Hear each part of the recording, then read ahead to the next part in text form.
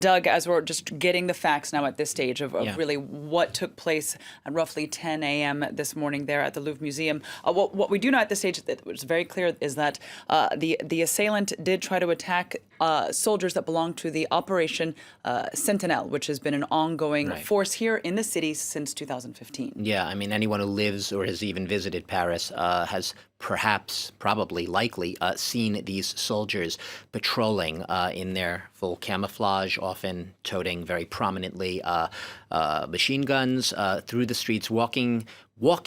They're mobile in groups of 3 or 4. It's interesting, Claire mentioned that this so-called Operation Sentinel was launched in the immediate aftermath of those Charlie Hebdo attacks, January 7th, 8th, and 9th of 2015.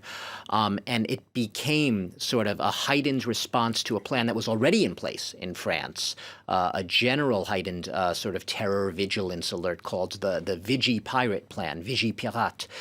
So it was to complement that, but also sort of an added series of measures. Like I said, the soldiers have been, in recent months, they're mobile now. They actually patrol. In the very early days, they were sort of, stationary. They were posted at prominent sites. They were, we saw them outside of railroad stations. We saw them outside of schools, diplomatic centers, consulates, obviously public monuments and tourist sites such as the Eiffel Tower and obviously the Louvre Museum. The idea of having them patrol was also really to give them almost a sense of a neighborhood watch element to reassure residents of Paris. And it wasn't just Paris, by the way, greater Paris region as well. Initially, there's like 10,000, I think, soldiers plus additional police and gendarmes deployed throughout Paris, but also the greater Paris region and elsewhere in France.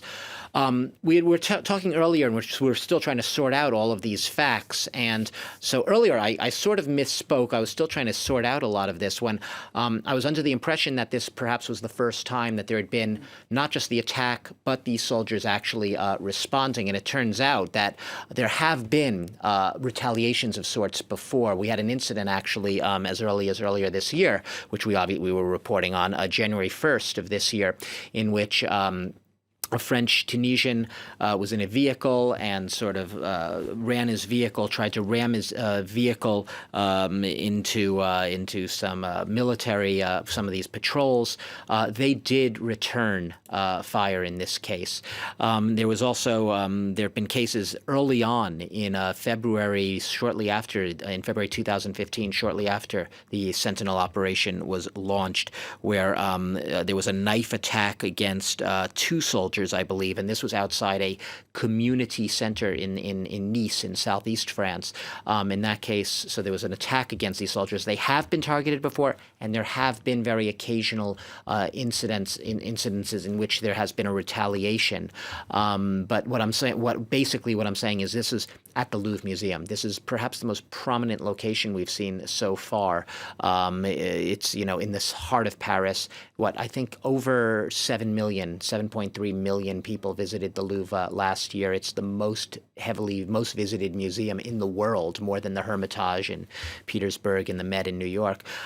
So it's a very prominent location here. So obviously very visible. And we saw those pictures before of the hundreds of people who had been basically quarantined and held there while this operation was ongoing, now allowed to sort of leave that security perimeter. Indeed, I mean, we see the images there as the people are streaming out behind you. Now, we do have then this force, Operation Sentinel, is roughly 3,500 soldiers here. And this really does show, we'll see at least at this stage, that they prevented the man from entering into the underground shopping area. So it is very much at this stage, at least, that the state of emergency that has been in effect for 2 years now, this is at least one incident of its work. Go ahead. It's interesting what you're saying because, and this will obviously is grounds for debate here, because there's been a debate in France, obviously, over the boundary between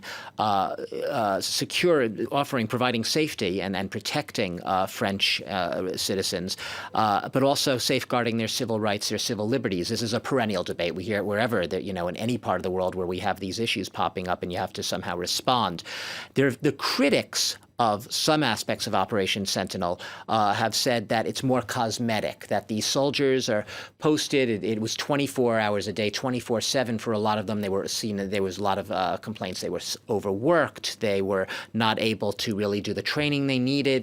They were losing time in their training and other duties that they should have been attending to. There was a real sense of almost patrol fatigue among a lot of them because it's literally an indefinite and endless operation. Right? There was no time limit put on it, and in fact, François Hollande actually, he prolonged Operation Sentinel. So you've sort of had this ambient sort of mood and feeling in France that this security operation has no fixed, no date of expiration. It's just the new reality. People are living under it. These soldiers patrol through the streets. What's interesting here is, this attacker presumably was looking for a target in these patrols. So the people who argue that the patrols aren't really, it's more cosmetic, they're not really going to provide safety to the public. It's just more of a symbolic measure to reassure the public, even a very politicized political measure. Those who make that claim might continue to be able to make that claim after today's attack because, once again, he did target these patrols. You could argue he was looking for a military target here. But that said, you're absolutely right to say that they are among the population in just about every neighborhood here in Paris. You can see these soldiers patrolling, and there is a reassurance factor there. Yes, they're around. They're a visible presence. They're a high secure presence. Like I said, they're heavily armed with their machine guns, and just seeing that adds a measure of reassurance.